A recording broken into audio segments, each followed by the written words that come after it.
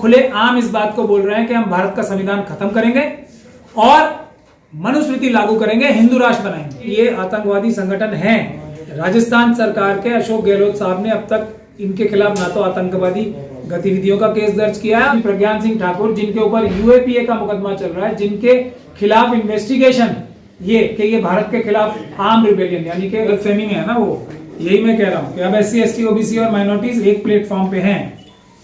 कहाँ किसी एक का दुख दूसरे का भी दुख है। जैसे जैसे ये बात बढ़ेगी तो सबके साथ अत्याचार बंद होंगे एक साथ। अभी मैं स्वामी प्रसाद मौर्य जी के फंक्शन से आ रहा हूँ ना, आपने खुद देखा मुझे, सब थे एक प्लेटफॉर्म पे। ये माहौल बढ़ रहा है, इसी माहौल से मनुवादियों की ताकत कम हो रही है। जो पार्टियां ये सोच रही हैं, लेकिन परांठा साहब एक प्लेटफॉर्म में तकरीर करने की बात आती है तो सभी एक प्लेटफॉर्म में दिखाई तो देते हैं, लेकिन जब बात आवाज उठाने की आती है तो ये लोग अलग अलग प्लेटफॉर्म में दिखाई देते हैं, एक प्लेटफॉर्म में नहीं दिखाई देते। देखेंगे, अब आप जल्दी देखेंगे, वो टाइम बिल्कुल आ चुका है जब ये एक प्लेटफॉर्म पे आवाज भी उठाएंगे, एक प्लेटफॉर्म पे रह के संघर्ष भी करेंगे, ताकि तब हम जो 90% के करीब लोग हैं उनकी आवाज दबाई ना जा सके। जहां तक बजरंग का सवाल है, कोई इशारा नहीं किया जा रहा है।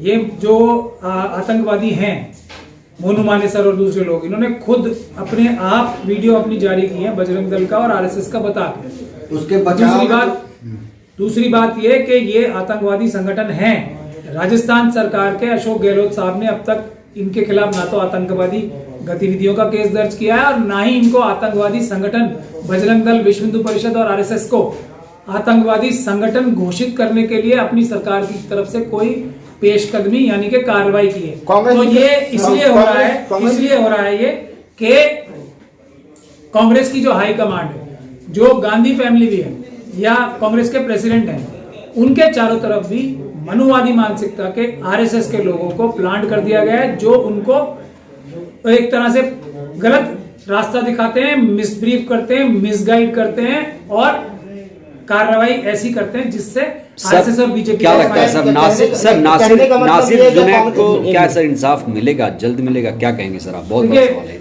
मुझे हालात से ऐसा नहीं लग रहा, क्योंकि चारों तरफ एकदम जो विक्टिम टूरिज्म जिसको मैं कहता हूँ ना अंग्रेजी में, सब लोग जाके अपनी फोटोएं खिंचवा रहे हैं। कानूनी कार्रवाई क्या हुई है इसके बारे में मुझे अभी तक प्रेस में कुछ भी नजर नहीं आया है। जो पुख्ता मजबूत कानूनी कार्रवाई होनी चाहिए, आरोपी गिरफ्तार नहीं हुआ और ये वैसा ही हो रहा है जैसा दिल्ली वक्फ बोर्ड के केसेस में आपने देखा, वही एग्जैक्टली वही हो रहा है कि कुछ भी कानूनी कार्रवाई नहीं, लिखत पढ़त नहीं, एक से बढ़कर एक भाषणबाजी चल रही है।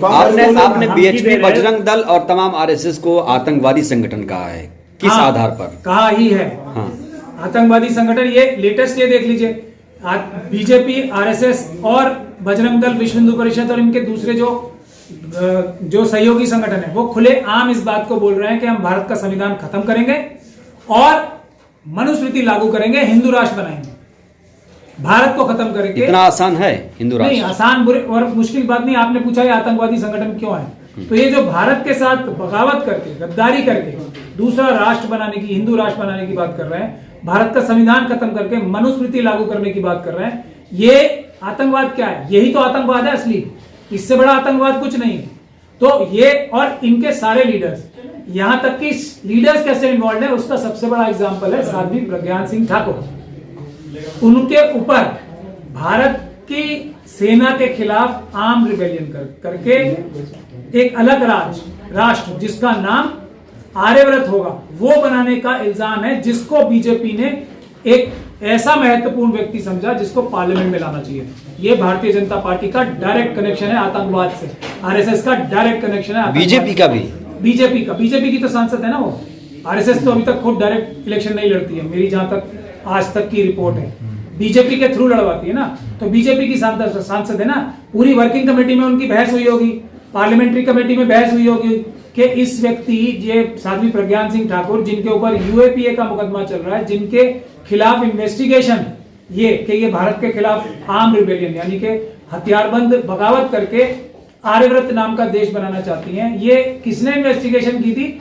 देश के एक बहुत बड़े देशभक्त पुलिस ऑफिसर ने, हेमंत करकरे ने, जिसको आतंकवादियों ने शहीद किया, उसकी इन्वेस्टिगेशन है, किसी छोटे मोटे पुलिस ऑफिसर की नहीं है किसी की। तो उस इन्वेस्टिगेशन तो पार्लियामेंट्री कमेटी में क्या तय हुआ कि ये व्यक्ति साध्वी प्रज्ञान सिंह ठाकुर जो है बिल्कुल फिट है हमारी आइडियोलॉजी के हिसाब से, इसलिए इनको भोपाल जैसी महत्वपूर्ण जगह से टिकट देना चाहिए।